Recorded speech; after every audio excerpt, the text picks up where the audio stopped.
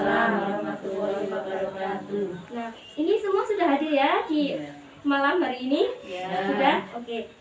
Sebelumnya saya akan perkenalan terlebih dahulu kepada kalian semua, karena katanya kalau nggak kenal maka nggak sayang ya. Jadi saya ingin disayang oleh kalian semua. Jadi saya akan melakukan perkenalan terlebih dahulu. Oke, perkenalkan, nama saya Bidan Mili, bidan yang akan melakukan konsultasi dan konseling pada hari ini. Saya akan melakukan konseling tentang KB ya Bu ya. Nah, saya sudah yakin sekali bahwa kalian pasti semua tahu tentang apa itu KB. Nah, jadi saya akan sedikit mengulas saja KB itu apa begitu ya. Nah, KB adalah sebuah program dari kita semua, dari tenaga kesehatan, yang di situ adalah untuk meningkatkan kesejahteraan ibu dan anak dengan cara membatasi sebuah kelahiran. Saya tekankan lagi adalah hanya membatasi ya Bu ya. Nah, tidak melakukan hal lain, hanya membatasi seperti itu. Nah, dari KB ini juga mempunyai dua tujuan. Yang pertama ada tujuan umum dan yang kedua ada tujuan khusus.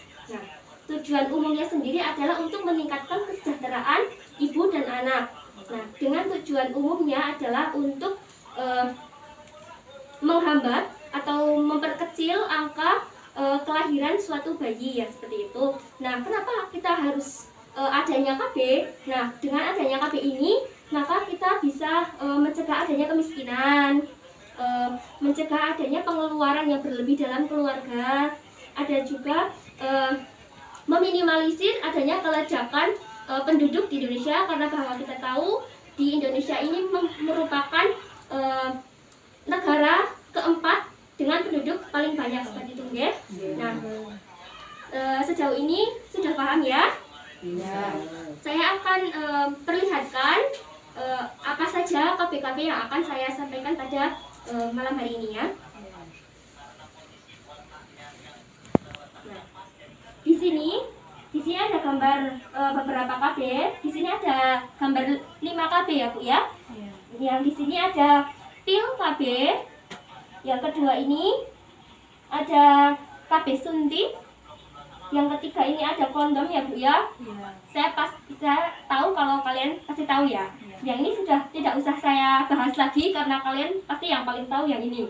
Nah, yang ini ada KB IUD atau KB spiral, dan yang terakhir ini ada KB suntik ya. Ini maaf, ini ada KB susuk ya. Nah, saya akan sedikit jelaskan. Ini KB yang pertama. Ini yang tidak akan saya jelaskan karena kalian pasti sudah paling tahu. Sudah jelas ya? Kita langsung next yang kedua saja. Nah, ada KB suntik ya ibu-ibu ya.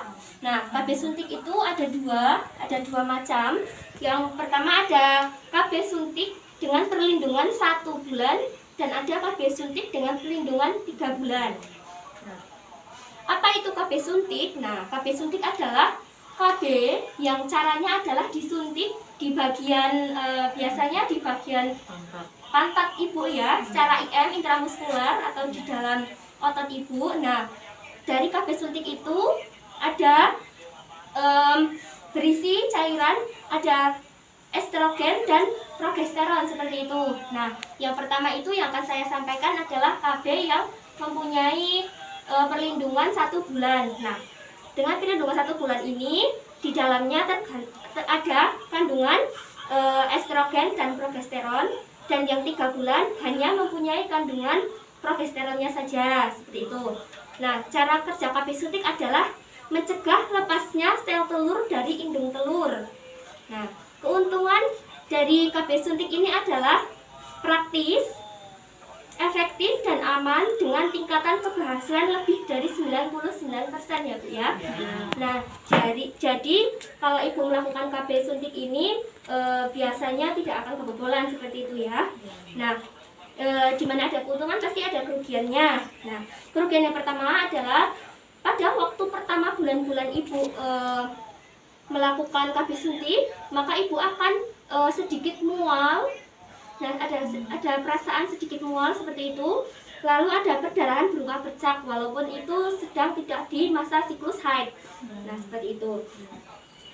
Nah, di sini ada jangan menggunakan KB suntik yang 1 bulan jika, nah, yang tidak boleh dilakukan saat KB suntik berupa yang 1 bulan adalah jika wanita usia 35 tahun yang merokok aktif. Jadi ibu-ibu yang merokok aktif itu tidak boleh KB suntik yang 1 bulan. Nah, ya. Yang kedua ada ibu hamil atau diduga hamil. Jadi saat ibu hamil atau diduga hamil atau jika ibu mungkin sedikit mual muntah atau apa gitu bisa dicek terlebih dahulu hamil atau tidak. Jika hamil maka tidak boleh ya Bu ya. Nah, ini tempat mendapatkan KB suntik adalah ada di rumah sakit, di klinik atau di dokter dan bidan swasta seperti saya. Nah, hal yang perlu diingat adalah saat sudah disuntik jangan dipegang-pegang, jangan dipencet-pencet ya Bu ya, nanti karena obatnya tidak akan bekerja seperti itu. Oke, selanjutnya KB selanjutnya yaitu pil KB ya Bu ya. Pil KB. Apa sih itu pil KB? Nah, obat kontrasepsi yang diminum setiap hari selama 21 atau 28 hari. Nah, pil KB itu ada kecil-kecil Bu ya, pil itu nah diminumnya itu setiap hari seperti itu. Nah, cara kerja pil KB hampir sama dengan KB yang sebelumnya, yaitu mencegah lepasnya sel telur dari indung telur. Nah, jadi nanti sel telurnya tidak akan bertemu dengan sperma seperti itu. Nah, keuntungan menggunakan pil KB yang pertama adalah murah, mudah didapatkan, ada di apotek terdekat atau di mana banyak yang menyediakan, dapat mencegah kehamilan di luar rahim, kesuburan dapat segera kembali. Nah, jadi nanti kalau ibu sudah mengonsumsi pil KB dan ingin kembali hamil, maka tidak usah dikonsumsi, nanti akan subur kembali seperti itu. Nah, di sini ada kerugian atau efek samping pil KB, yaitu pemakaian harus disiplin setiap hari. Harus rutin. Ya, harus rutin ya Bu ya. Nah, dapat meningkatkan infeksi jamur di sekitar kemaluan. Nah, tapi itu tergantung kita ya Bu ya. Kalau kita menjaga kebersihan dengan baik, maka tidak akan terjadi seperti itu. Nah, jangan menggunakan pil KB kombinasi jika, nah ini, wanita usia 35 tahun yang merokok aktif, ibu hamil atau diduga hamil. Nah, perdarahan vagina tanpa sebab itu tidak boleh. Misal kalau ibu sedang hamil itu ya memang tidak boleh melakukan KB apapun kalau itu sedang hamil ya Bu ya. Nah, tempat mendapatkan pil KB ada di rumah sakit, klinik, ada di puskesmas atau di bidan swasta seperti saya. Yang harus diingat ya Bu ya, minum pil KB diawali hari 1 sampai 5 masa haid. Ini sudah mudah belum? Belum. Minum pil KB diawali hari 1 sampai 5 masa haid. Jadi kalau ibu sedang haid, maka tidak boleh melakukan atau mengonsumsi pil KB terlebih dahulu. Harus menunggu dulu sampai sekitar 5 harian, karena kalau sudah 5 hari kan sudah tidak lancar ya Bu ya. Nah, baru boleh minum lagi. Ya, baru boleh. Itu. Nah, selanjutnya ya ada KB susuk loh. Nah, KB susuk seperti ini. Nah, akan saya jelaskan. Apa itu susu KB atau sering kita sebut biasanya implan gitu ya Bu ya. Nah, alat kontrasepsi yang berbentuk batang terbuat dari silastik yang berisi hormon golongan progesteron yang dimasukkan di bawah kulit lengan kiri atau bagian dalam. Terdapat 2 jenis susu KB, yaitu terdiri dari 1 batang dan 2 batang. Masing-masing dapat mencegah kehamilan selama 3 tahun. Ya, kalau KB implan atau KB susuk ini bisa selama 3 tahun ya Bu ya. Nah, cara kerja KB implan adalah mencegah lepasnya sel telur dari indung telur. Masih sama seperti ya yang tadi ya. Nah, keuntungan menggunakan susuk atau KB implan yaitu 1, tidak menekan produksi ASI. Tidak menekan produksi ASI. Jadi kalau ibu-ibu yang sedang menyusui seperti itu tidak apa-apa. Ini tidak akan menghalangi produksinya ASI ya seperti itu ya. Iya. Yang kedua ada praktis dan efektif. Yang ketiga ada masa pakai jangkanya panjang, yaitu 3 tahun. Kerugiannya, yang pertama ya kalau saat pemasangan pasti sakit ya. Walaupun kalau di awal-awal kan pasti dibius, jadi tidak sakit. Namun setelahnya mungkin bisa bengkak atau sedikit memar seperti itu ya. Yang kedua, harus dipasang dan dicabut oleh petugas kesehatan yang terlatih. Jadi nggak boleh kalau sudah dipasang, nggak boleh asal dicabut sendiri atau dipegang-pegang, nggak boleh ya kalau masih awalan. Jadi harus dibiarkan saja. Nanti kalau dipegang-pegang malah nanti jadi memar seperti itu ya. Nah, jangka penggunaan susuk KB atau implan jika jangan kalau hamil atau diduga hamil. Nah, penderita jantung, stroke, lalu ada riwayat darah tinggi, ada riwayat kencing manis, seperti tidak boleh menggunakan KB implan atau susuk ini. Nah, tempat pelayanan KB ada di puskesmas, klinik, atau dokter swasta seperti saya. Nah, yang selanjutnya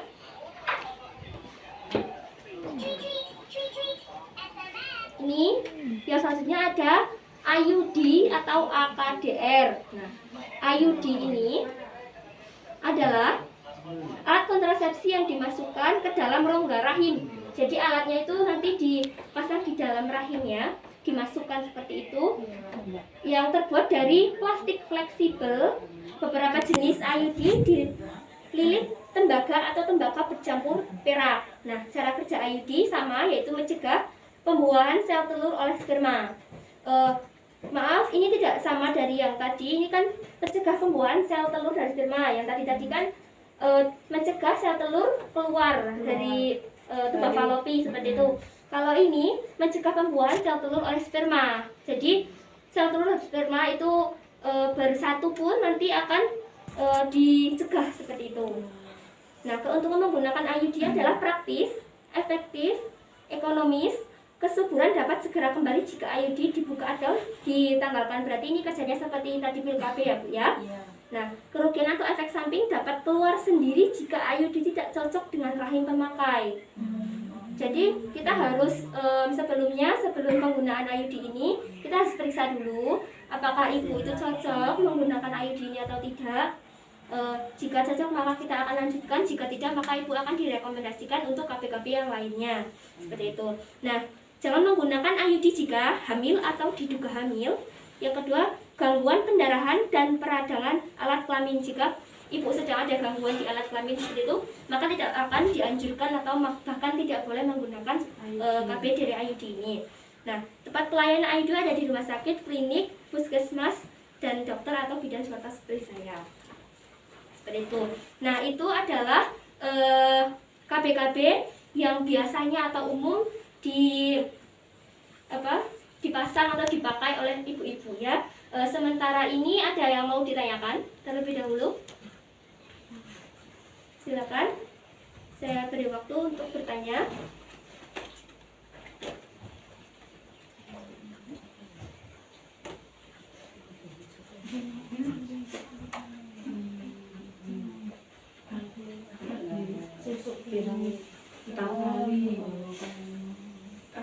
Kalau KB susuk Ya. sudah 3 kali, Ya. mau pasang lagi mau keempat boleh enggak? Sudah 3 kali pasang KB susuk, boleh tidak untuk pasang kembali. Ibu umurnya sekarang berapa nggih? 35-an. 35 tahun. Karena kalau KB susuk ini kan biasanya dipakai 3 tahun sekali ya. Jadi kalau masih 35 tahun dan keadaan ibu sehat, tidak ada sebelumnya saat pemasangan KB itu susuknya itu tidak ada masalah, maka masih bisa dilanjutkan seperti itu. Berarti masih boleh. Iya, boleh saja. Yang lain ada pertanyaan?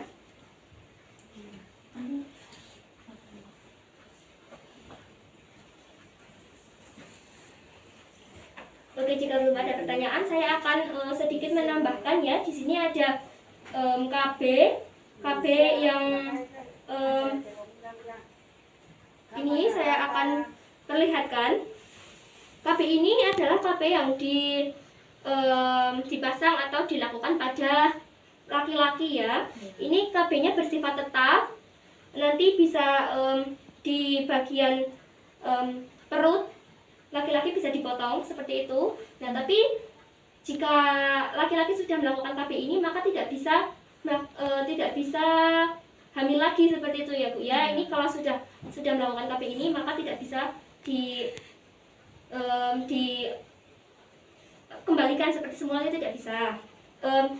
Sama juga dengan yang perempuan ada, yaitu KB secara tubektomi, itu akan dipotong di bagian tuba falopi, bisa dipotong atau bisa gimana Bu? Ya, bisa diikat seperti itu. Nah, seperti ini. Kalau dipotong itu tidak bisa kembali ya, tidak bisa hamil kembali, tapi kalau hanya diikat mungkin bisa, tapi ya dengan cara operasi lagi seperti itu. Ya. Nah, itu penjelasan saya tentang KB. Selanjutnya saya akan berikan gambaran ya Bu ya pada ibu-ibu tentang macam-macam KB. Nah, macam-macam KB ini, KB ini yang KB spiral ya Bu ya. KB spiral, yang ini ada IUD. Dua KB ini yang tadi dimasukkan ke alat kelamin ibu, namun dengan pemeriksaan terlebih dahulu apakah cocok atau tidak. Nah, ini KB suntik. Ini nanti cairan yang dimasukkan ini ya Bu ya. Ini yang 1 bulan, ini yang 3 bulan. Ini yang tadi KB susuk. Nah, ini KB susuk, nanti ada alat tertentu yang dimasukkan di lengan ibu ya Bu ya, biasanya bagian kiri. KB susuk berapa tahun? KB susuk biasanya 3 tahun Bu. 3 tahun. Iya, 3 tahun. Yang ini ada pil KB yang progestin dan ada pil KB kombinasi. Nah, perbedaan antara kedua pil KB ini adalah kalau pil KB progestin ini bisa dilakukan atau dikonsumsi saat ibu menyusui. Nah, betul. Kalau ibu yang menyusui itu pakainya kalau mau pil KB yang progestin ini yang tidak ada kandungan estrogennya, karena kalau ada kandungan estrogennya nanti bisa menghambat produksi ASI ya Bu ya. Nah, kalau yang ini pil KB kombinasi yang di dalamnya ada kandungan progesteron dan estrogen seperti itu. Nah, ini ada kondom 3. Nah, seperti itu. Ibu bisa lihat dulu ya Bu ya. Ini bisa sambil dilihat dulu macam-macam KB-nya. Seperti itu. Oh iya, ini pil KB ini harus diminum setiap hari ya Bu ya. Di sini ada harinya. Nah, ini ada Minggu, dari Senin, Selasa, Rabu, Kamis, Jumat, Sabtu, Minggu. Ini harus diminum sesuai hari. Harus sesuai hari. Kalau misal ibu lupa sekarang misal hari Rabu. Nah, hari Kamisnya lupa. Nah, nanti enggak langsung hamil, nanti ibu bisa konsumsi 2 sekaligus. Double. Iya, double. Tapi cepat. Harus cepat. Dan kalau bisa waktunya juga, kalau sekarang konsumsinya jam 2, nah besok jam 2 seperti itu terus. Tidak boleh Berarti harus rutin. Jamnya Iya. juga harus pas. Iya, ya diusahakan harus jamnya juga pas. Iya. Kalau saya KB suntik ini 3 bulan tapi nggak menstruasi. Oh emang, oh iya kalau apa KB itu efeknya atau emang. Tapi pernah kan kalau tetap menstruasi tapi kan memang tidak rutin seperti itu, jarang. atau memang benar-benar tidak Dulu baru awalan kalau mau sebelum suntik Iya. 1 minggu sebelumnya sudah menstruasi, tapi sekarang jarang. Oh, tapi Apa tetap itu? bisa menstruasi. Enggak. Enggak. Sekarang sudah enggak pernah. Enggak. Oh, enggak apa-apa. Itu emang Efeknya. efeknya Oh. seperti itu, membuat siklus haid itu tidak teratur. Oh. Tapi tidak apa-apa. Iya. Ada yang perlu ditanyakan lagi? Tidak. Ibu bisa? Tidak. Oh, tidak. Sudah semua? Sudah. Oke, terima kasih. Nah, terima kasih. Itu tadi adalah penyuluhan tentang KB yang bisa saya berikan kepada ibu-ibu semua. tadi juga ada pertanyaan sudah saya jawab seperti itu. Semoga ibu-ibu semua sudah lebih paham dan tidak takut lagi menggunakan KB ya. Ya, oke. Terima kasih atas waktunya. Semoga ilmunya bermanfaat pada malam hari ini. Saya tutup. Assalamualaikum warahmatullahi wabarakatuh.